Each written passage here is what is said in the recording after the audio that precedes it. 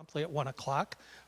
My name is Carl Teichman. I'm Director of Government and Community Relations with Illinois Wesleyan. It's the university along with the museum that sponsors the Lunch and Learn program. I'm not going to bore you with the long introduction of our speaker today because I think most of you already know Bob, but we're very happy that Bob has agreed to, again, Bob Bradley, emeritus faculty member from Illinois State University, to come and talk about the upcoming November elections. So without further ado, I'll turn it over to Bob. Bob? Thank you very much. Can you all hear me? I appreciate the fact that you're interested in learning about the elections, given the magnitude of how many campaign ads there are. How many of you are wishing it was November 9th and the day after the elections? A couple things is I've provided some copies of the Constitution that are up here free for you to take if you want. I'm doing this because I'm in the process of moving, and I have a lot of these.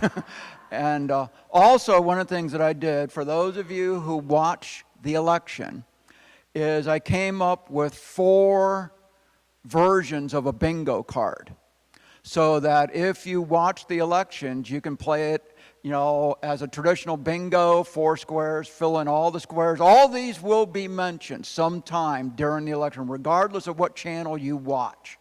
And I did this so that there's some national stuff, some state stuff, and also some local stuff on this.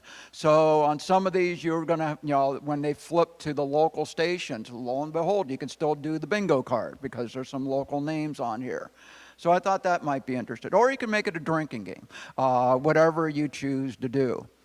Just a couple things in regard to my qualifications a bit in regard to talking about elections. I used to teach at ISU a class regularly called Campaign Politics. And in that class, I would typically have 30 or more students. And one of the things I required that they had to do is they had to volunteer in a contested election. And I did it in the midterms, and I did it in presidential things. There are a number of students in that class that now hold public office throughout the state and actually in the country. Some of them are judges. One of them is actually running for a seat right now. So I did that. I've also taken students to the national party conventions. I've covered the national party conventions for WJBC. The first interview I ever did, I'm not a media person in any way, shape, or form, and they wanted me to do an interview. So my first interview ever was of Katie Couric. And I asked her how she covered elections, what was she looking for in the national party conventions and stuff like that. And that was and she is an extremely nice person. Shorter than I thought, but a nice person. I also got to meet a lot of people at the conventions. I still stay involved in elections. For instance, I went up to see the prep work for the governor's debate at ISU. I've moderated a lot of debates, and one of the debates I moderated was actually covered live on C-SPAN. And so I wanted to see what their prep work was. And one of the things that I noticed was that there were a lot of signs for JB just north of the Student Center. And I noticed that they were in the Town of Normal's easement. And I knew you can't do that. And so when I came back from the Student Center, there was actually a Town of Normal worker out there removing all those signs, because the Town of Normal nor the City of Bloomington can look like they're endorsing a particular candidate. They can't do that, which is why if you see any of the signs in the median on Veterans Parkway, and I've seen some, those can't be there. That's city property. So eventually those signs will be in fact removed by municipal workers. So I still stay involved in a variety of ways. Now what I've done is prepared a little handout that has a lot of numbers on it. And that's one of the reasons I'm always interested in elections, is I'm a sort of a numbers guy. My initial education was actually in the sciences and in math. Physics was, I loved physics, so you wonder how I became involved in politics. That's a long story. But anyhow, there's a lot of things going on. We are currently in the 117th Congress, okay? In January, when the new Congress is sworn in, we will be in the 118th Congress.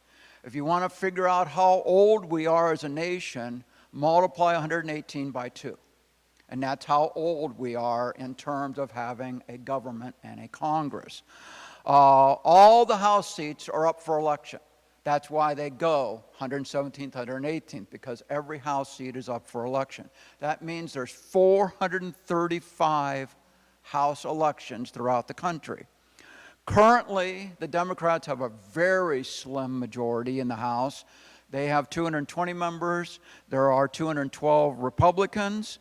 A lot of people have decided they don't want to run again for a variety of purposes, and that's what the casualty count is. Even though this is actually a term officially used by government, it doesn't mean all these people have died. It means that 38 Democrats and 28 Republicans have decided either not to run again, or they're running for another office, or they in fact have died, or they were beaten in a primary. Okay, but it means 66 members of the current House aren't going to be there the next to Congress. U.S. Senate, you have 35 seats up for election this go-around, 14 Democrats, 21 Republicans, and as you well know, the Senate is held by a razor-thin margin by the Democrats because the Vice President is the deciding tie-breaking vote. And she's done that, and I'm sure in history, she's probably done that more often than any other vice president in history because of the number of votes. The casualty count that I have there is actually inaccurate. It should be 8 because you have 1 Democrat and now 7 Republicans. Ben Sasse has decided not to go, and he's going to be, assumably, the president of the University of Florida. In state legislatures, we tend to forget that there's other elections other than at the federal level. State legislatures, 88 of 99 chambers. And you might be thinking, gosh, he just said he was good at math, but he said there's 99 chambers. There's 50 states, and there should be 2. Well, there's 1 state that has a unicameral legislature, which is Nebraska. So 88 of them are holding elections. You have 6,200 plus seats out of 7,300 that are up for election. Governors, you have 36 of them running. 16 are held by Democrats, 20 are held by Republicans. The elections are 16 for Democrats, 20 for Republicans. Democrats currently hold 22 seats, and Republicans currently hold 28.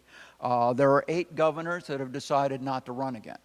And part of that may be something that's not at the federal level, that some of them have in fact been term limited out. They just simply can't run again, according to state law.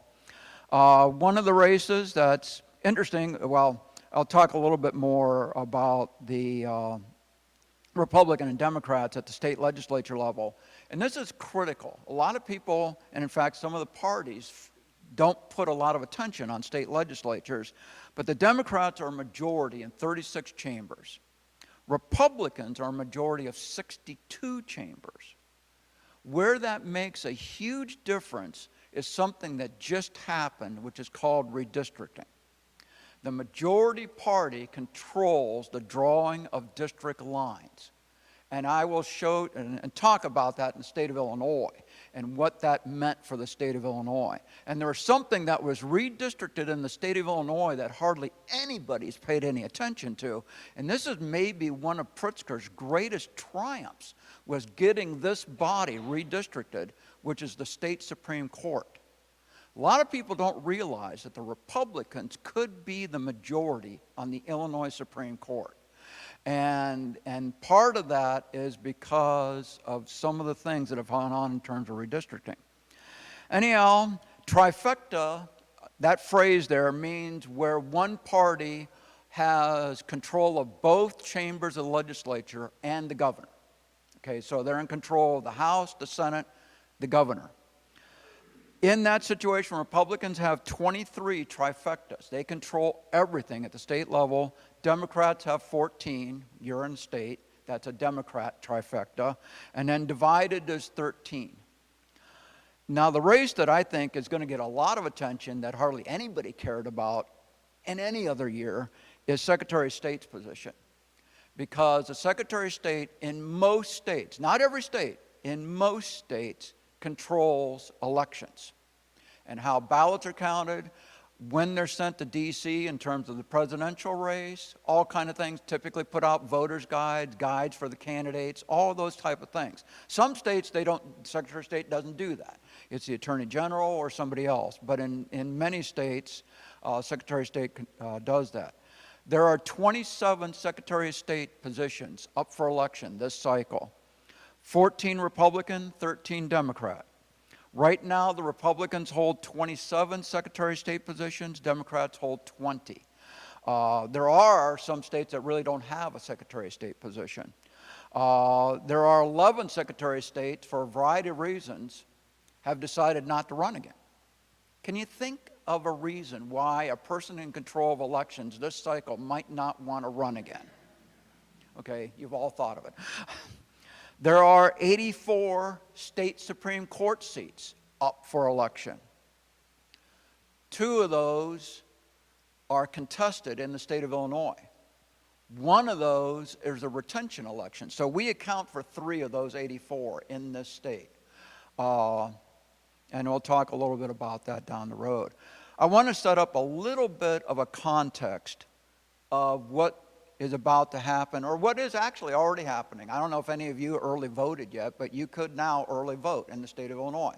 And more states are going to early vote right now. The midterm historical trend is the president's party typically loses seats.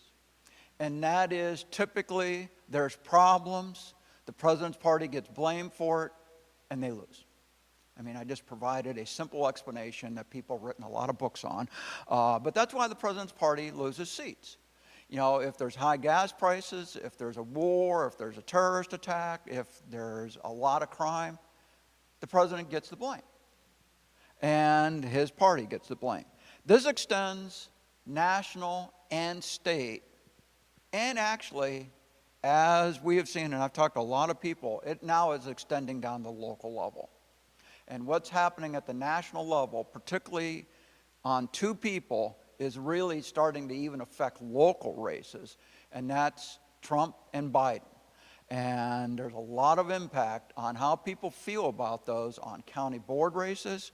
Pay attention to the next election cycle in the municipal elections and how many school board races are now going to be contested. That we've never ever, when I talk campaign politics, for those who are interested in politics, I said, run for a school board. I said, it's actually fairly simple to do. You don't have to expend a lot of money. You don't have to be partisan. Run for a school board. That's not a true statement in any way, shape, or form now. And it's going to be very interesting to see what happens in school board races. Redistricting is huge. This is the first national election after redistricting because we just did the 10-year census. We lost 1 congressional seat. We did have 18 congressional seats. We now have 17 congressional seats. The Dems are in charge of drawing district lines. And guess what the Democrats wanted to do?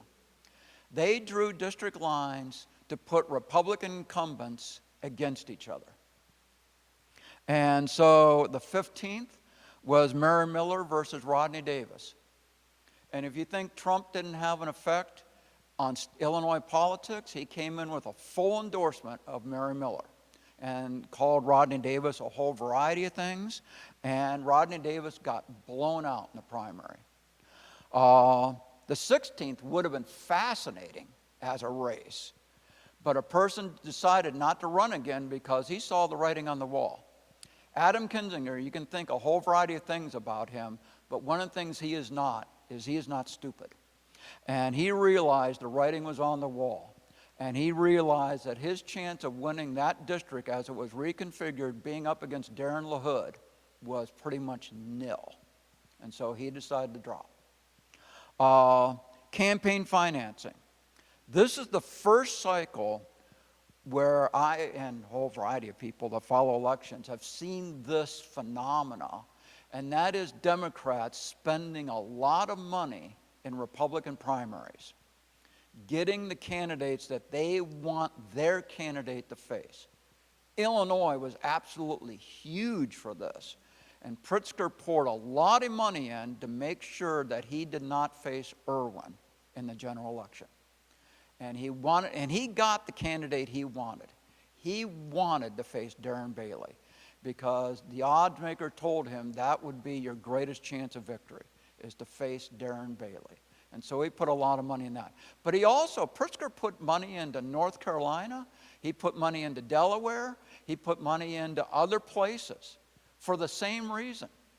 They wanted to pick the most extreme right-wing candidate in the Republican primary to be the general election candidate. Now, what I have thought, and others have pointed out, is what happens if that backfires? And you have these right-wing people all winning these elections, some of which are running for Secretary of State. And there are some people running for Secretary of State that are, in my mind, to me, scary that they're in charge of elections.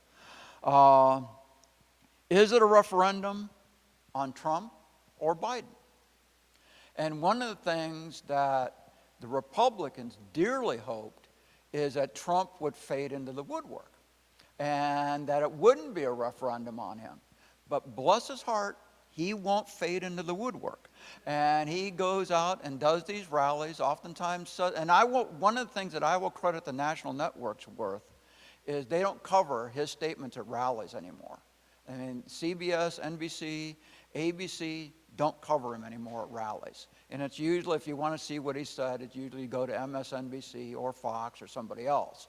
But the major networks, the three majors, aren't doing it anymore. And Trump's been much more active, though Biden is scheduled to go out next week and start really campaigning. It'll be interesting to see how enthralled Democrat candidates are with that.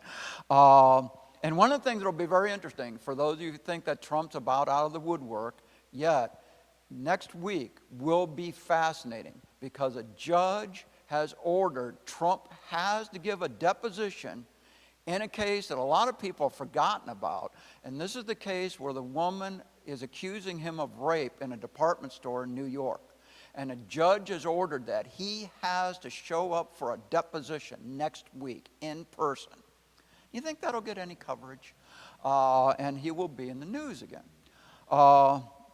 The presidential election result, whether people accept it or deny it. And one of the troubling things that I have in regard to this election, and I have talked about this actually previously, and it ties into a theme that I've had in other speeches, but you have a bunch of candidates running for state and federal office in this nation in the midterms who say if they lose, they're not going to accept the results. They've come out publicly and stated that. And what does that do? I mean, one of the hallmarks of our country is peaceful transition of power. It's one of the things I always told my students in American government classes. One of the things that typically makes us different than any other advanced Western democracy is we don't have guns firing, we don't have people being killed on election or the day after elections. We don't have that. January 6th has actually proven that statement to be wrong now. And we no longer can say that we're absent, that we don't have violence on elections. And one of the things I've always commented on, and I always thought it was a disturbing trend, is it started years ago when people started filing lawsuits over elections and started contesting the election results in court. And who then became the arbiter of who won an election? Typically, non-elected judges became the arbiters. Bush versus Gore was a tremendous illustration of that. And we've really gone down that pathway in a lot of ways, that judges, and who's supposed to determine election results? What's the first three words of the Constitution? We the people are supposed to be doing it. And that's bothered me for a long time. January 6th committee hearings, what happens? And I told people coming up here that if I wasn't scheduled to make this speech, I probably wouldn't be here because I'd be watching the January 6th committee hearing today. It started at noon, and this one will be interesting. We don't know whether this is the final one or not. We know it's the final one prior to Election Day, but Cheney really wants another one before the end of the 117th Congress. Thompson, who was the chair, is not so wild about that. So it'll be interesting to see what happens. Today is supposed to be interesting. I would pay attention to the recaps, because one of the things that they're going to divulge is a lot of the detail from the Secret Service text. And what they're trying to show with that is the Secret Service was certainly anticipating there was going to be violence on January 6th. And they were communicating that. And one would think that the primary recipient of their services would thus be aware of that, and that would be the president. The notion of quality candidates. In my mind, and I don't know if any of you are Herschel Walker fans or not, and if so, this is going to bug you, but I have not seen a more unqualified candidate to be in the U.S. Senate than Herschel Walker. The only reason he's there is because he played football for Georgia, and then, went on to some stardom in the NFL and stuff like that. But in terms of being a U.S. Senator, and the things that he has said have been, and done, have been incredible. I mean, the last thing about abortion, I mean, it's one of the things that he has brought the abortion controversy back again to the national scene. Because he first said, oh, I don't know that woman. And then it comes out that, well, you should, because she's the mother of your 10-year-old son. And then he had to admit, well, maybe I did know that one, and stuff like that. But it's a huge October surprise in a variety of things. But the revelations just kept happening. Friday night will be the first and only debate between Walker and Warnock. And if it's televised, it's got to be must-see TV, because I got to see how he responds to questions. To me, it'll be fascinating. But the Herschel Walker thing, to me, shows something sort of bad that's going on in this nation. And we're becoming desensitized to scandal. And I think part of this, and my wife had actually a very good insight on this, she said it's because you can watch the news 24 hours a day now. And it's scandal after scandal after scandal after scandal, because that's all they cover. They don't cover the good stuff because nobody would watch that. It's like an auto race. You go to the auto race to watch the wrecks. Hockey, it used to be you'd go for the fight. It wasn't the great hockey that was being played, it was the fight. And I think a lot of people pay attention to the news because they want to see what's the newest scandal that's going on. And we've become, I mean, the stuff that Walker has done and the stuff that he's lied about the lies, would 20 years ago, there's no way he would be a candidate for anything. And now, and he's closing. I mean, they're saying it's neck and neck. And there's other people that fit that. I mean, you have a person running for the U.S. Senate out of Pennsylvania, and you really wonder, gee, where does he live? Is he a resident of Delaware, or is he a resident of Pennsylvania? But on the other side, you have a person that you do have serious questions as to whether he's physically capable of handling the job. And it's amazing that these are the candidates that we get. It's amazing in the Illinois that we get a billionaire as a governor, representing us, the common people. Really? And then he was succeeding the prior administration of a person who was a multimillionaire. And that's who you get. So there is, and Mitch McConnell has talked about it, the lack of quality candidates. He was talking on the Republican side, but I think you could make the same argument on the Democratic side in a lot of races. And then you have the issues. Is abortion? This is the wagon that a lot of Democrats have hitched their horse to, and they're running with it, and that's abortion. And access to reproductive freedom, access to health care, all tied in with the abortion controversy. And threat to democracy. That one's subtler, and you don't have a lot of ads on that, but it's there. Versus the neon sign that every Republican loves to see on every street corner, and that is the price of gas. You don't have to do any advertising. All you have to do is drive and see, oh my gosh, gas was $3.85 yesterday, it's now $4.19 today. And, so on and so forth. And then violent crime. This is the one that Republicans have really turned to, is crime. and the number of assaults, the amount of violent crime, the number of handgun deaths, stuff like that. One of the things that's interesting is you don't see many uplifting ads. You don't see many ads where I think, gosh, it's great that I watched that ad because it's provided so much insight on that candidate and what they're running for. I don't see hardly any of that. I see ads that are character assassination ads in all manner of way. Local, state, federal, across the board. And it's dividing us. And if you want to read something about a person who was prescient about this, go downstairs in the History Museum, and opposite the gate that goes into the one thing on politics, there's George Washington's farewell address. And he talks about, you have to be concerned about our country when the institutions become so feeble that they can't counteract the effect of division and faction. And this is the person who was talking about that a long time ago.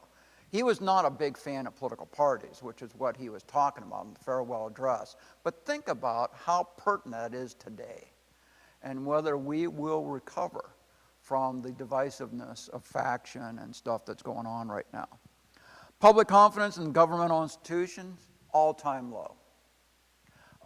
And the one that gets me, because I used to teach about it all the time, is the Supreme Court. The Supreme Court is at an all-time low in terms of confidence, views of its legitimacy, all that kind of stuff. And what the court has taken on for its docket this term is huge. One of them could alter the way elections are held in this country for the future. And it basically deals with state legislatures and how much power they have over elections. And one of the things that could happen if the Supreme Court rules in a way that it might is that state legislatures, when they make redistricting decisions, that's it. You can't challenge it. You can't challenge it in terms of race. You can't challenge it in terms of other types of protected minorities. You can't challenge it in terms of numerical equivalency. Nothing. Because the state legislature will be viewed as independent and omnipotent in regard to elections. That's before the court right now. In Illinois, you have one U.S. Senate seat that's up. The candidates are, I put the three candidates that will appear on your ballot. You have Salve, Duckworth, and Redpath. Currently, we have two Democrats being our senators. The other one's Durbin. He's not up. And I don't know if he's going to run again when his term's up. I have severe doubts that he's going to run for re-election. In this particular race, everybody views this as a safe Democratic seat, that Duckworth is going to win, and Duckworth is going to win very handily. You can see that a little bit in terms of their money available. Salve has hardly any money available. Duckworth has a ton, so on.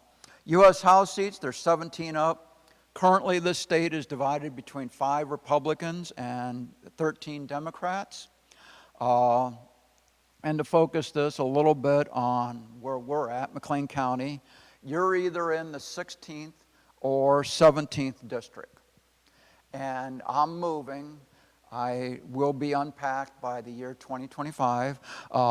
And one of the things that I was very happy about is I moved from a really uncontested congressional district to a contested one, because I moved from the 16th to the 17th. The 17th district will be one of the most watched in the country. Several people have said that the outcome of this race could determine whether the Democrats maintain the majority in the House. And it's between Esther Joy King, who lost to Sherry Bustos, who's the person who's not running again. Sherry Bustos decided not to run again for a variety of reasons. One of the things that I think factored into that was she was in a leadership position at the National Democratic Party, and the reviews of her weren't great within the party. And then the Democrat running is Eric Sorensen. If you look at the money that they individually have, you would think Esther Joy King would win this in a landslide, because she has about quadruple the money on hand as a candidate that Sorensen had. But Sorensen has something, and most of his ads are not coming out of his campaign. They're being paid by others. the Democratic Congressional Campaign Committee, some other groups that are out there, and they're buying a lot of ad time for him. And Esther Joy King also has others running ads for her as well. And that race is really tight. 2 days ago, it was viewed as a toss-up. One of the sources I used for this type of information is a thing called The Hill. And it's the leading source on things that are going on in Congress. And as you imagine, around this time, they have all kind of stuff on the elections. And they just switched this from a toss-up to tilt Democrat, which is interesting. In the governor's race, you have Darren Bailey running against J.B. Pritzker. One of the things that is true of this race is these people do not like each other at all, personally. It's not political. They just don't like each other at all. And that comes through in all manner of ways. Even at the debate, they had a hard time, I think, being on stage with each other. Also, there's a lot of money that's been spent on this race. As we just saw, one of the financiers, one of the major conservative financiers, Republican financiers, has put over $50 million into Darren Bailey's coffers. And so you're going to start seeing ads for him. What's interesting is that individual is not putting money directly into Darren Bailey's campaign. And with his campaign team, he's putting it into third parties to run ads for Bailey because he thinks his campaign team is so bad, he doesn't want them to be running the ads, which is interesting in a variety of ways. Also, these people have about as polar opposite view of government as you could possibly get in all manner of way. And so it's going to be very interesting. The state race that I think will be by far the most contested one of all the constitutional officers is the Secretary of State. And this is, I think, the only one that the Republicans have a legitimate chance of winning. And that is Dan Brady versus Alexi Giannoulias. The incumbent, Jesse White, is stepping down. And Dan Brady won his primary. It was the most surprising result I saw of the primaries. Not necessarily that he won, but his margin of victory was huge.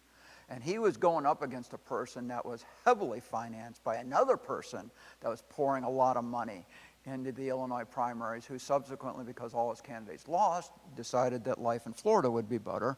And he went and beat him handily.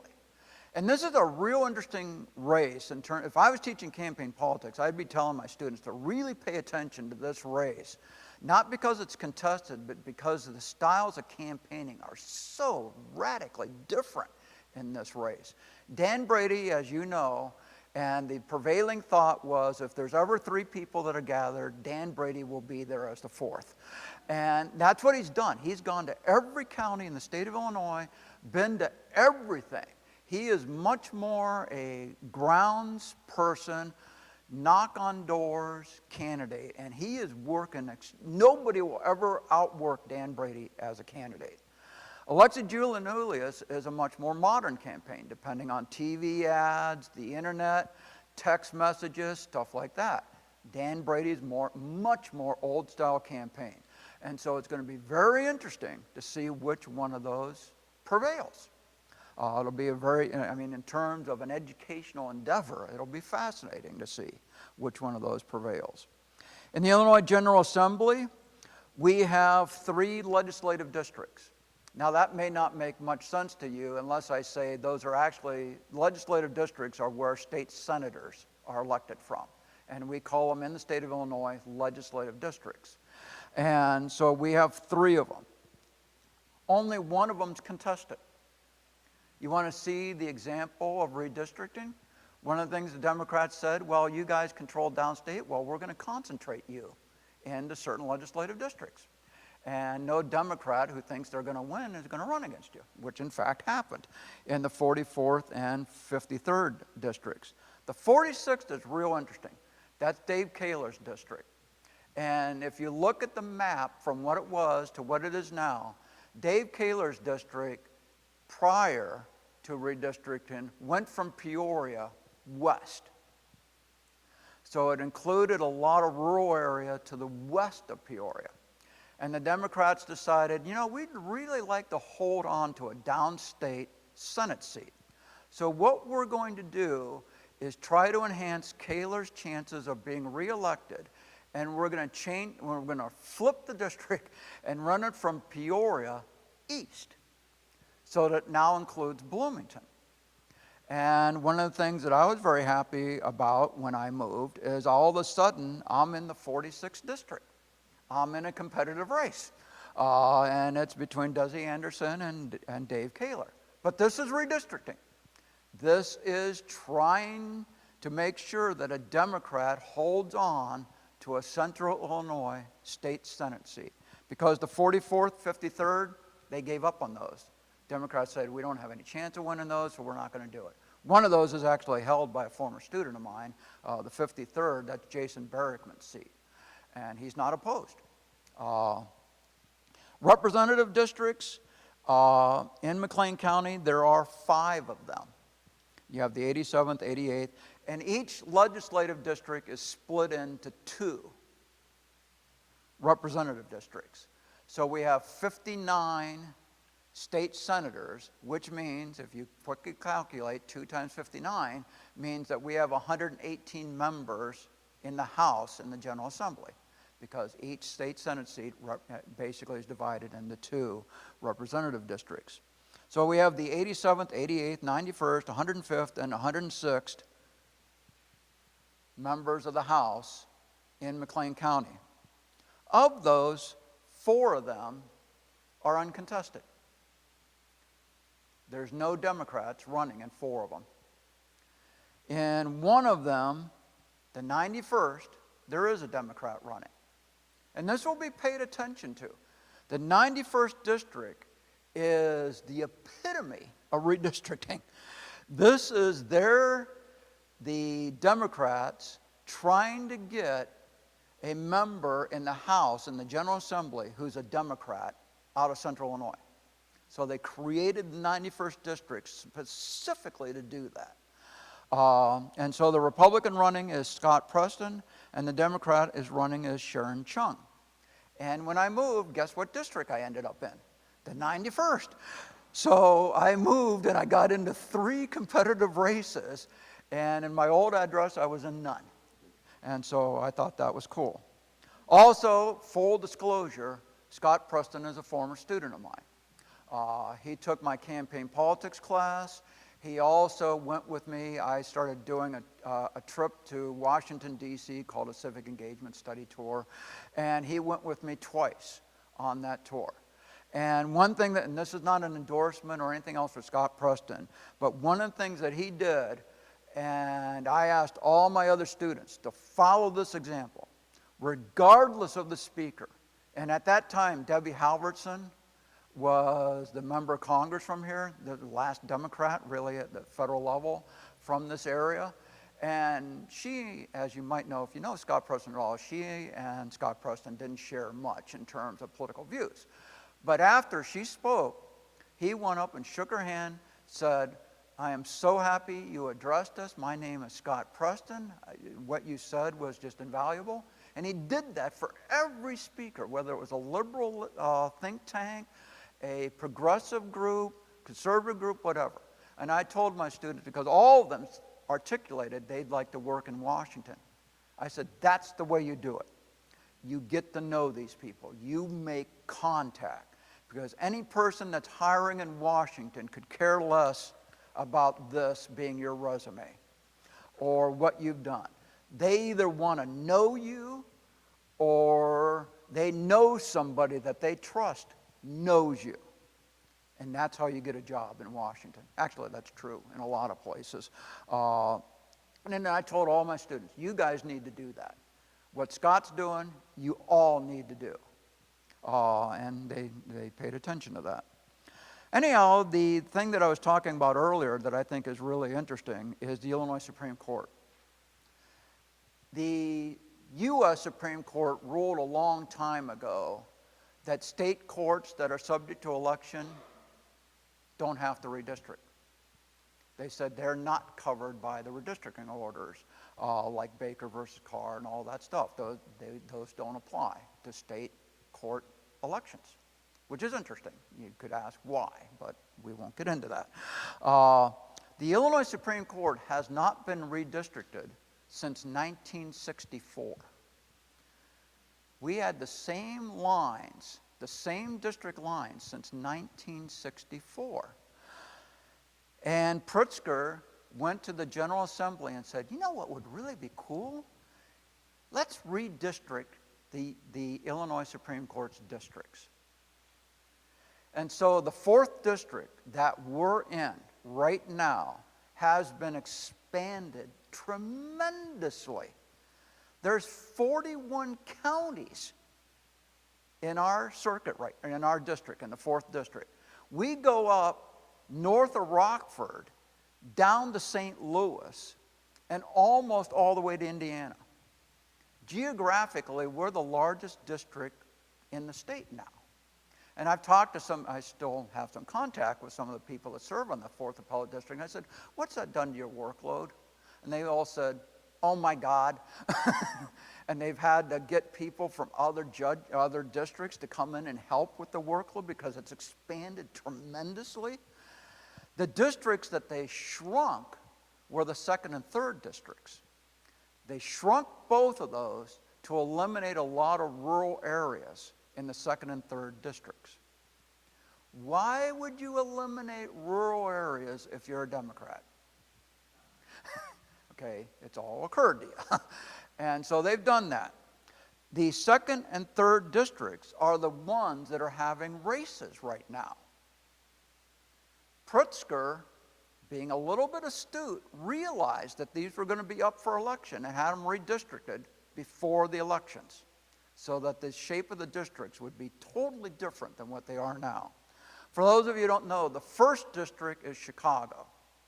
And Chicago gets to pick 3 justices to the state Supreme Court. And then there's basically several other, the 2nd, 3rd, 4th, and 5th districts are the remaining ones. They all get to pick 1. The 5th district is Southern Illinois. What's the odds that a Democrat is going to win? Zip. The 4th district was Central Illinois. What's the odds that a Democrat's going to win Central Illinois?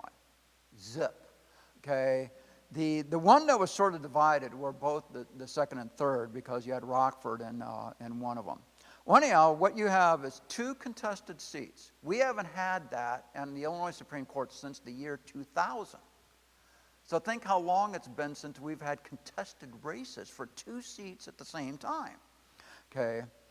In the second one, it was held by a Republican, but it's now open. And that's because the guy who was the incumbent in the 2nd got redistricted out of the district and is now running in the 3rd. Okay? So the 2nd one's completely open. And what you have is a person who is a circuit court judge running against a former sheriff to be on the Illinois Supreme Court. It's a toss-up right now because nobody knows quite who to vote for in terms of qualifications. The 3rd one, you have an incumbent running because he was the incumbent state Supreme Court judge in the 2nd district. But now he's running for the 3rd because that's where he lives. And he's running against a Democrat, and this is the one that you've seen ads on. This is the one where you've seen the Democrat running for the state Supreme Court saying that she's basically pro-choice and will not take away abortion rights. Right now, it's Democrats lead 4-3 on the Illinois Supreme Court. If Republicans win both these seats, Republicans will be in the majority. And just think of one issue where that could make a difference, which would be abortion. Another one would be gun rights. Another one would be workers' rights. I've just given you part of the explanation of why you have a proposed constitutional amendment in regard to collective bargaining and workers' rights. Because the Democrats are scared of this, that the Republicans could get control of the Illinois Supreme Court and all of a sudden a lot of things that unions take for granted get on the table in terms of litigation and go up to a Supreme Court that has a Republican majority on it. And so this is big, and this is getting not hardly any coverage at all. I couldn't figure out what was going on because I couldn't figure out the guy who's running in the third used to be in the second. It took me a while to figure that out, and then I had to go to the district lines to figure out what happened here. And it's a very interesting thing. The Republicans have not controlled the state Supreme Court since the Hancock building was built, and that was in 1969. That's how long the Republicans have been in the minority on the Illinois Supreme Court. So, and then you also have some ballot measures. You have, like I mentioned, this constitutional amendment. You have a city of Lexington question that will appear on some of your ballots as to whether the sales tax rate will go up in Lexington or not. I found that interesting because Lexington was just promoted as one of the best small cities in America to live in due to finances and stuff like that. And then it sort of surprised me that they were raising their tax rate. And then District 5, and they want to raise the maximum amount that they could charge for an education tax rate on your taxes. You know, how much of it out of your property taxes would go to District 5. And that's because District 5 has had for a long time some financial difficulty. Whether this will solve it or not depends on what side of this issue you're on. So with that, I tried to focus only on Illinois primarily and McLean County races because I thought you would be interested. And plus we're in the McLean County History Museum, so I thought that would be apt to do. Anybody have any questions? Okay. Or I could repeat well, here. Another prevalent issue in Illinois was the removal of various candidates, Republican, Democrat, and Libertarian, from the ballot, in part by the use of running down the clock because we start our elections 40 days before the election, and there was the recent issue in Normal that the people of Normal don't really have the right to petition, and that was also kind of run out. Do you want to talk about that in any degree, because you have those copies of the Constitution, which, as I recall, both the Illinois and U.S. Constitution have parts about the right to petition. They do, and the Normal one to me was very interesting because I was a professor at ISU, and one of the things that bothered me for a while and I actually advocated for was that some ISU student should make a legitimate run for the town council.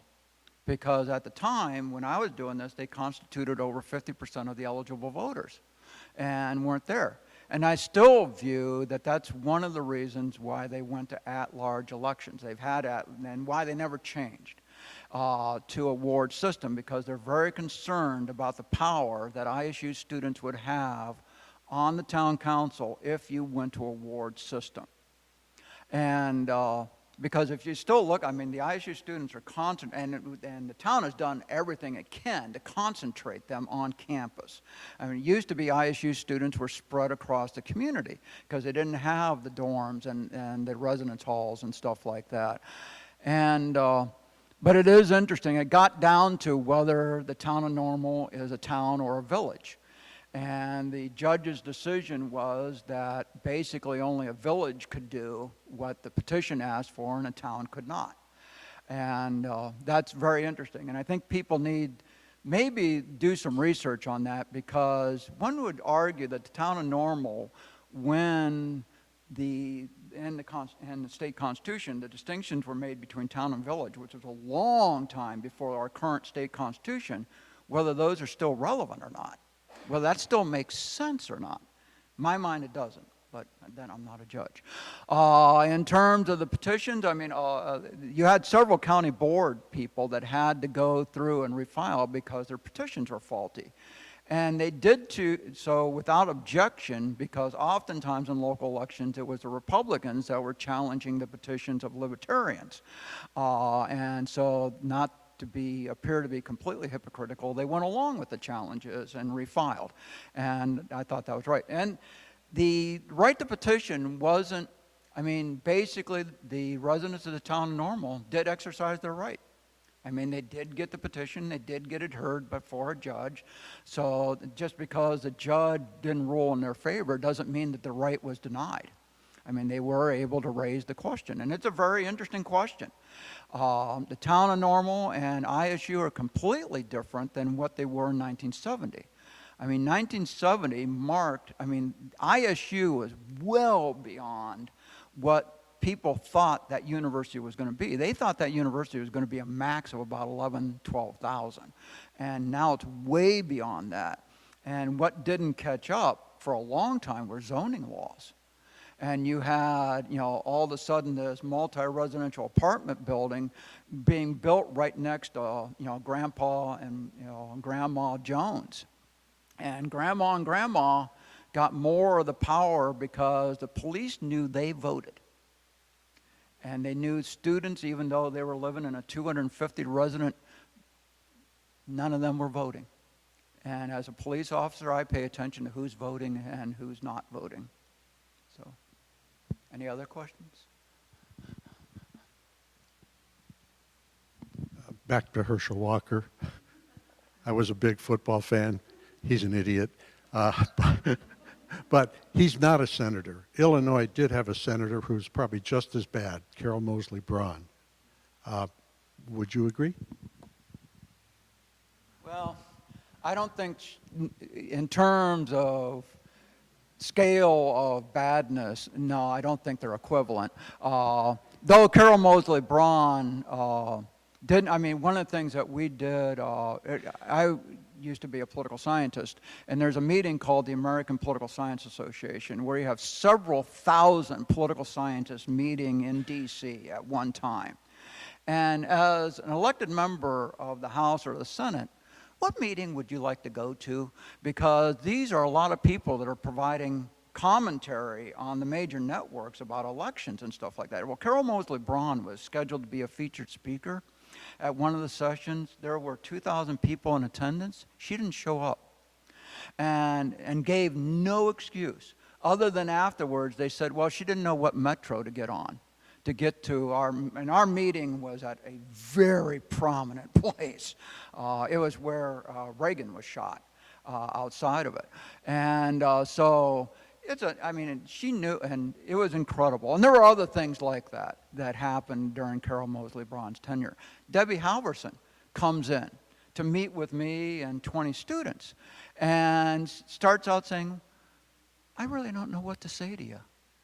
And then her staffer pulls her aside and said, well, Congressman, why don't you just talk about what you did today? But it was amazing to me that a member of the House had to be prompted on what to say to a body of constituents. I was incredible. I mean, my jaw had to hit the floor when she made that statement. So, and yes, there are lack of quality candidates on both sides.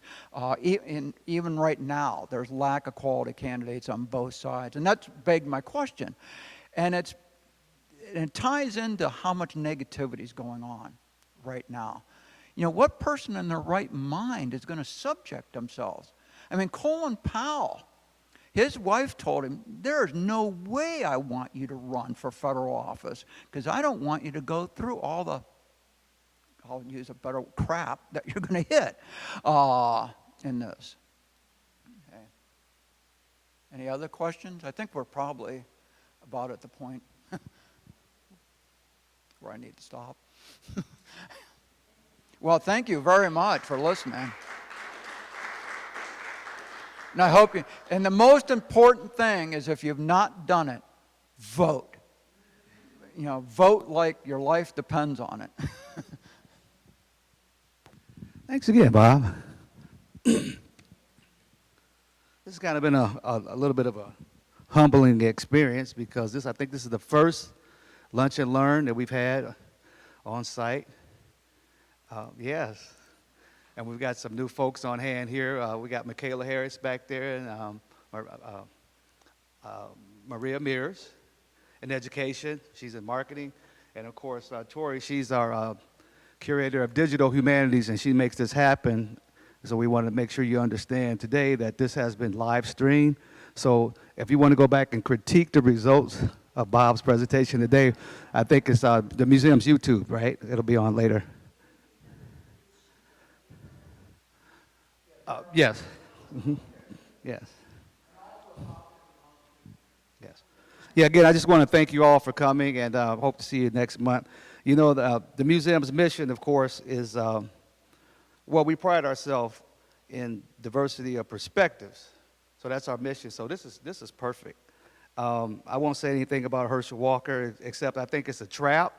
I think it's a diversion to get, blacks in the South to vote in that direction and kind of split the votes up a little bit. But again, that's just a perspective. So at this point, I think we're done. And I want you to join us next month, a couple of days after the election, and then we can just kind of calm ourselves on November 12th and talk about wastewater today with Tim Irvin, Executive Director of Normal Water Reclamation District, as he'll give us a glimpse of the current and future challenges that we face here in McLean County. Thank you.